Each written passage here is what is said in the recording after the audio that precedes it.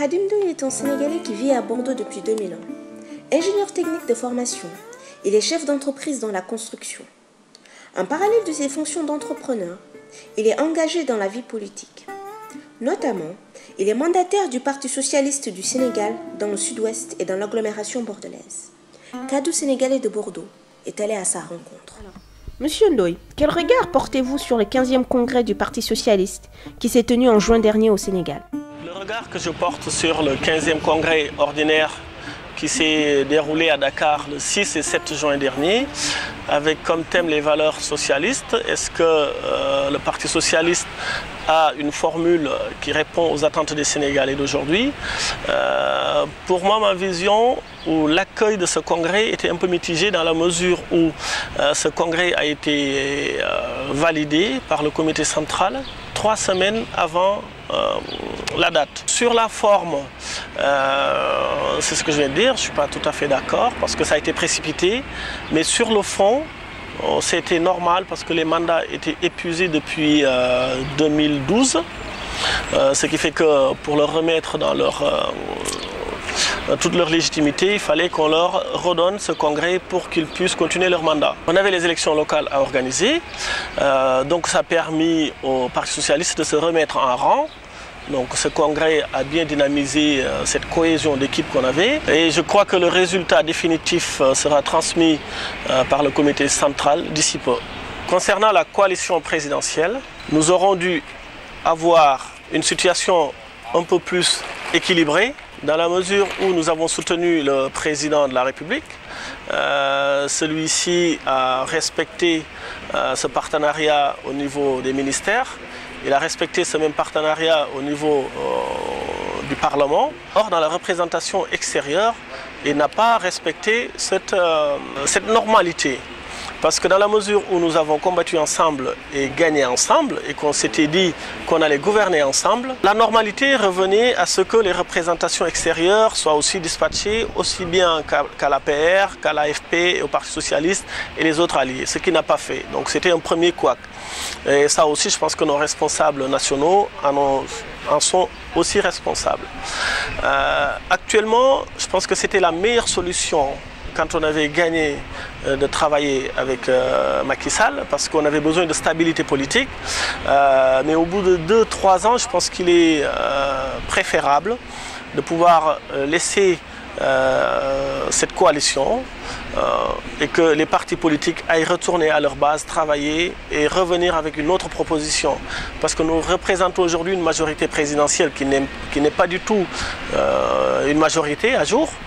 Parce que les élections locales l'ont révélé, nous nous combattions mutuellement. Bien vrai que nous n'étions pas obligés de garder la coalition au niveau de chaque base, on avait nos libertés de représentation. Et donc l'APR, PS et l'AFP se sont affrontés dans des endroits où il ne fallait pas. Donc ce qui a fait mal à la coalition actuellement. Et je pense que cette coalition actuellement est à bout de souffle. Donc il est opportun aujourd'hui au Parti socialiste de sortir de cette coalition, d'aller présenter son offre politique. Plus spécifiquement, quel bilan faites-vous de l'antenne bordelaise de la coalition Benno Bokk Yakaar? Je pense qu'ici à Bordeaux, on ne peut pas dire que nous avons une coalition Benno Bokk Yakaar. S'il en existe, il travaille très peu. Nous avons eu à travailler, je crois, à 2 reprises lors des élections législatives et lors d'une réunion regroupant tous les Sénégalais de Bordeaux pour leur remercier pour leur contribution électorale. Comment expliquez-vous cette situation? Mais cette difficulté vient, je pense, je mesure mes mots, je pense de l'égocentrisme de certains militants APR qui, je pense même, qu'ils ne sont pas du tout des militants d'APR, c'est des militants clientélisme. Et donc forcément, quand ils font du clientélisme, ils arrivent, ils se disent de l'APR et donc forcément ils pensent être la représentation du président ou de l'équipe présidentielle vraie qui est l'APR.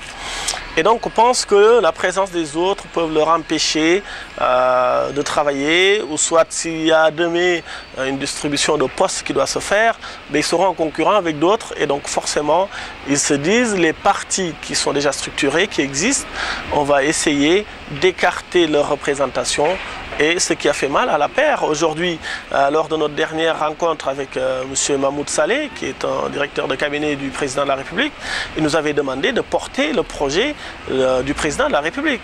Mais aujourd'hui, si les militants d'APR pensent que les coalisés ne sont pas du tout dans la majorité présidentielle, comment on va défendre les théories ou les projets du président de la République? Je pense que le bilan de Macky Sall, si on ose dire bilan, en même pas 3 ans, on a 3 premiers ministres, donc 3 gouvernements différents. On a des arbitrages qui ne se font pas parce que ceux qui sont chargés de les faire n'ont pas le temps de statuer sur ces projets et faire des bons arbitrages. Et aujourd'hui, je pense que nous aurions dû avoir un président plus républicain qui respecterait les travaux de mérite. Mais nous avons un président de la République qui privilège plutôt la famille, entre guillemets la famille et les amis. Donc la méritocratie n'existe plus. Nous avons un président de la République qui n'est pas un bâtisseur. Nous n'avons pas entendu un grand projet pour le Sénégal de demain. Le président ne l'a pas théorisé, donc il n'y a pas de projet dans ce sens. Nous avons un président qui est en train de faire la promotion de son représentant qui s'occupait du plan Sénégal émergent, qui est aujourd'hui le Premier ministre. Ce plan constitué de 103 pages, dont 80% vient des statistiques du Sénégal. Et pour tel projet, nous avons eu la démission de son directeur de cabinet. Ce qui est encore pire, c'est que le président ne stimule pas la confiance auprès des Sénégalais. Aujourd'hui, l'économie est en berne. Les Sénégalais ne sont pas enthousiastes sur leur lendemain. Donc je pense qu'il y a un grand travail à faire. Et aujourd'hui, je pense que c'est un peu tard. Et ce n'est pas du tout prématuré de demander au président de la République de rendre le tablier, puisqu'il y a un mandat qui lui a mis là, donc on doit respecter cette échéance. Mais aujourd'hui, il n'a plus de projet. Donc à lui d'assumer ses responsabilités et de dire aux Sénégalais que les promesses qu'il avait faites, il ne pourrait pas le tenir. Mais Macky Sall, aujourd'hui, la méritocratie n'est pas du tout à jour. Il y a certains ministres même qui se félicitent d'être ministres parce que c'est à cause de sa femme. Imaginez où on va. On parle des choses. Quand on parle de reddition des comptes, c'est normal. Tout ce qui gère les affaires publiques doit rendre des comptes. Mais dans ce cas, est-ce qu'on doit faire des sélections? À voir. Alors, vous vous portez candidat à la tête de la coordination du Parti socialiste en France. Qu'est-ce qui motive cette démarche? C'est pour donner un nouvel élan au Parti socialiste sénégalais en France, auprès de la diaspora, d'être plus présent, d'être plus proche, d'être à l'écoute et de s'inspirer de toutes ces propositions que la diaspora a envie de transmettre. Ma candidature, parce que actuellement la coordination est tout à fait bloquée au niveau de Paris.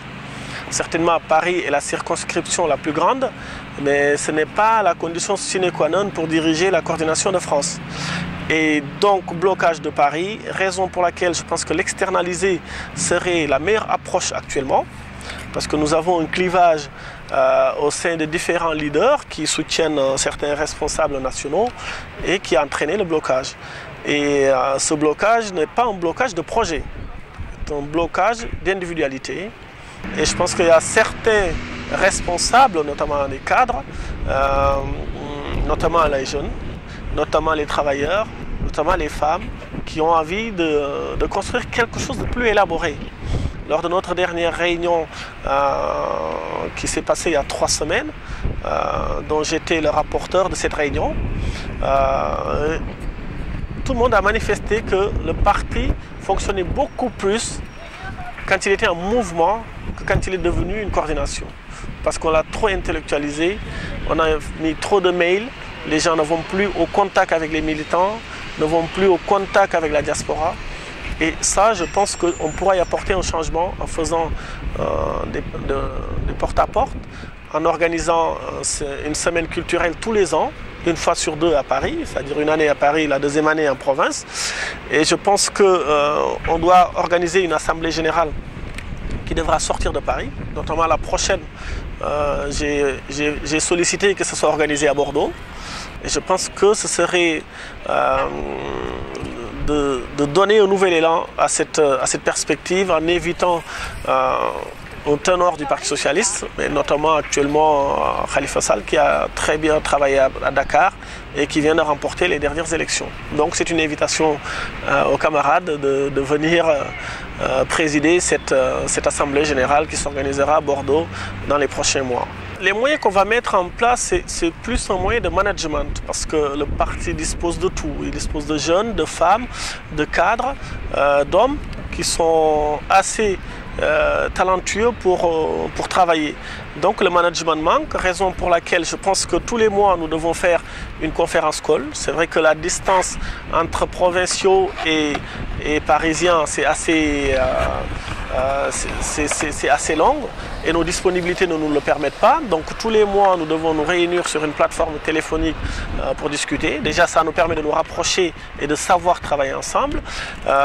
Derrière cela, nous allons organiser tous les 3 mois une rencontre, une fois sur 2 en province ou à Paris.